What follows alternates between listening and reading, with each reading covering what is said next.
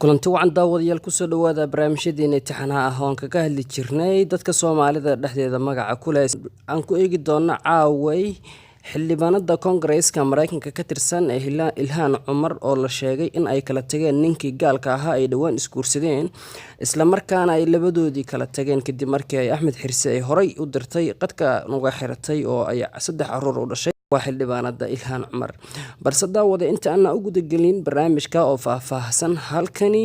waa Misaal Media fadlan haddii aad ku cusubtahay channelka subscribe saaro calaamada gambalelkana ha hilmaamin si aad u noqoto daawadaha ugu horeeya ee dhageysta barnaamijyadan ku baahin halka aan gudagalay barnaamijkayga xildhibaanad Ilhaan Cumar ayaa la sheegay inay kala tageen nin ay horay isku guursadeen kadib markii ay Ilhaan Cumar xiriirka u jartay ilmihiina ay ka qaadatay Axmed Xirsi oo ay isla joogeen muddo ku siman 35 sano oo ay isu guursadeen wadanka Mareykanka xildhibaanad Ilhaan Cumar ayaa la sheegay in ay kala tageen ninkan gaalka ah oo ay isu guursadeen sanadkii 2019 markii ay kala tageen ama uu furay ninka lagu magacaabo Axmed Xirsi oo sidoo kale uu ku furay markii ay Ilhaan Cumar ka soo dhex muuqatay kuwa loo yaqaano qaniisiinta isla markaana ay taageertay arintaas oo Axmed Xirsi uga digay Ilhaan Cumar maadaama ay tahay qof muslima balse ay ka biyo diiday iyadoo ilaashanaysa xilkeeda iyo dadka doortay intaba xildhibaanad Ilhaan Cumar ayaa horay u taageertay dadka isku jinsiga ah ama loo yaqaan gayga ee isku galmooda ee rag iyo dumar intuba leh ee isku jinsiga ah Axmed Xirsi ayaa markaa kadib furay Ilhaan Cumar oo ka saaray noloshiisa oo dhan balse Axmed Xirsi ayaa isbuucii la soo dhaafay ku guursaday magaalada Muqdisho gabar ka soo jeeda dadka dega magaalada Muqdisho isla markaana laga arkay isagoo muuqaalkaasi baraha bulshada qabsaday haddaba Ilhaan Cumar oo arintaasi aada uga naxday ayaa isku dayaysa inay mar kale dib u hanato saygeedii hore Axmed Xirsi kadib markii uu dhawaan guursaday war soo baxay ayaa sheegaya in xildhibaanad Ilhaan Cumar ay isfureen ninkii ay isguursadeen horaantii sanadkan 2019 isla markaana ay labadoodii kala iroobeen iyadoo hadda barooranayso xildhibaanad Ilhaan Cumar oo dib u baadi goobaysa saygeedii ay inta muddada ah kala maqnaayeen isla markaana ay kala tageen haddaba shabakada Misaal Media ayaa isku dayday inay wax ka weydiiso dad si aad uga agdhow Ilhaan Cumar ama ku sugan wadanka Mareykanka gaar ahaan gobolka Ohio ee ay Ilhaan Cumar iyo gobolka Minnesota labadaba ay si aad Soomaalidu ugu taageersan yihiin una codeeyaan haddaba Ilhaan Cumar ayaa loo sababeeyay in ay kala tageedani uu qarka u saaran yahay markii Axmed Xirsi uu dhawaan ku guursaday magaalada Muqdisho gabar isla markaana Ilhaan Cumar ay arintaasi si aad uga naxday iyadoo haddaba arintani ay Ilhaan Cumar ka duuleyso ay waxay isku dayaysaa inay mar kale ka qoomamayso xiriirkeedii hore iyo jacaylkeedii hore ee caruurta u haysay 3 caruurta ah haddaba Ilhaan Cumar ayaan la ogeyn sida ay ugu guuleysan doonto arintan balse dadka Soomaalida ah ee ku sugan wadanka Mareykanka ayaa inta badan ku sheegaya in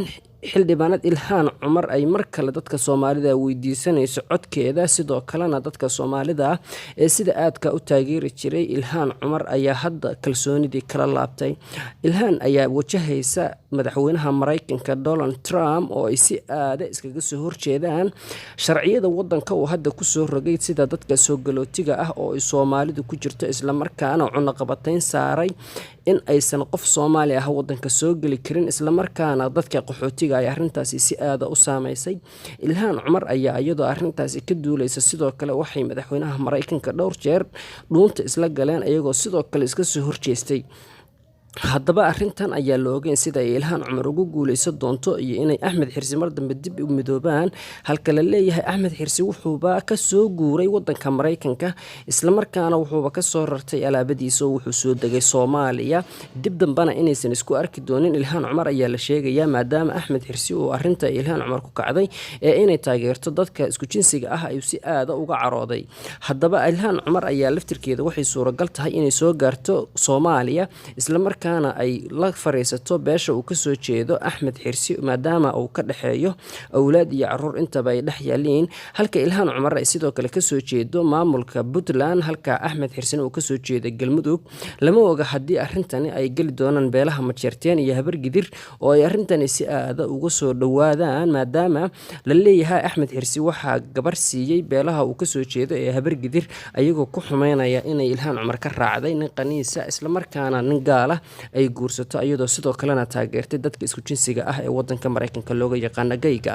Madaxweynaha Mareykanka ayaa sidoo kale dadkaasi ka mamnuucay kulamada ay tagaan isla markaana u diiday inayba yimaadaan xafiiskiisa iyo aqalka cad intaba, isagoo si aada uga soo horjeeda arrintaasi. Balse Ilhaan Cumar oo qof muslim ah ayaa dadka taageero u muujisay.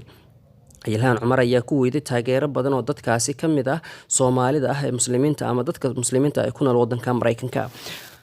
Haddaba Ilhaan ayaan la ogeyn sidii arrintani ugu guuleysan karto, isla markaana waxaa hadda caruurtii Ilhaan Cumar ay u dhashay Axmed Xirsi ay ku sugan yihiin gudaha Soomaaliya isagoo soo watay ninka lagu magacaabo Axmed Xirsi oo ka dhalay caruurtan saddexda ah. Ilhaan Cumar ayaa waxay wajahaysaa caqabadii ugu badneed ee sanadkan 2019 ee sii dhammaanaya, isla markaana wadanka Mareykanka uu doorasho geli doono. Sida hadda la ololeynayo xisbiga Ilhaan Cumar ay ka tirsan tahay ayaa madaxweynaha Mareykanka ka gudbiyey dacwad xilka looga qaadayo, iyadoo Ilhaan Cumar arrintan ay ka mid tahay dadka gadaalka riixaya ee taageersan in madaxweynaha xilka laga qaado. Haddiise arrintani problem familiga ay kusii socoto Ilhaan Cumar ayaa waxaa suuragal ah inaysan arrintaasba wax waqtiga u hayn haba yaraatee. Sidoo kale Ilhaan Cumar ayaa wajahaysa caqabado badan oo uga imaanaya dadka muslimiinta iyo Soomaalida maadaama Ilhaan Cumar nin gaala guursatay taageertayna dadka isku jinsiga ah. Arrintaasoo Ilhaan Cumar sumcaddii ay ku dhaxlahay dadka Soomaalida hoos u dhigtay. Sidoo kalena Ilhaan Cumar ayaa lagu eedeeyay inaysan ka fiirsan hadallada qadafka ah ee kula kacaydo dadka muslimiinta ah ama sidoo kalena ay ka galiiday diinta Islaamka. Ilhaan Cumar ayaa sidoo kale kooxda Yuhuudda ee loo yaqaan Jawiishka ee wadanka Mareykanka ka jira horaantii sanadkii 2018 fooda istareen, ayagoo sidoo kale Ilhaan Cumar arrintaasi ay kala kulantay dhaleecayn aad u baahsan, iyadoo heerkaasi uu gaaray in loo diidaba fiisaha wadanka Israa'iil oo ay Ilhaan Cumar rabtay inay booqasho ku tagto magaalada caasimadda looga dhigay dadka Yuhuudda ah ee madaxweynaha Mareykanku u saxiixay ee lagu magacaabo Al-Aqsa ama Masjidkul Aqsa oo ku yaalo oo ah kabcadii ugu horreeyay ee dadka muslimiinta ah.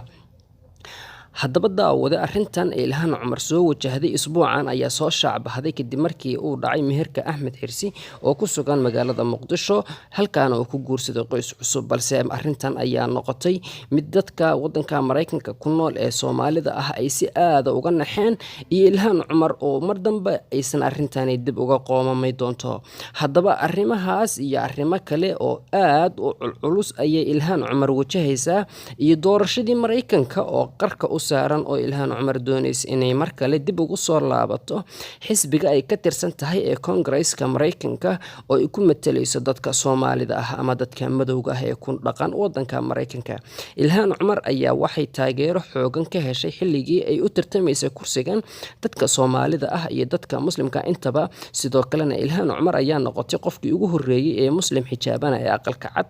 la gala xijaabkiisa ee ku fariista kursiga uu ku leeyahay baarlamaanka wadanka Mareykanka ee aqalka Congress-ka. Ilhaan Cumar ayaa arrintani waxay hadda u muuqataa culaysyo isbiirsaday, iyadoo sidoo kalena ay suuragal tahay in Ilhaan Cumar iscasisho maadaama madaxweynaha Mareykanka Donald Trump uu horey u codsaday in Ilhaan Cumar loo misaafiriyo Soomaaliya. arrimahaas iyo arrimo kale ayay Ilhaan Cumar wajahaysaa, waxaanse markasta dadka Soomaaliyeed arrintani ay ku tahay dhabarjab haddii Ilhaan Cumar laga soo musaafiriyo wadanka Mareykanka, maadaama ninkii hore ay caruurtu dhashana ay kala tageen, haddana kii dambe guursato gaalka ay kala tageen.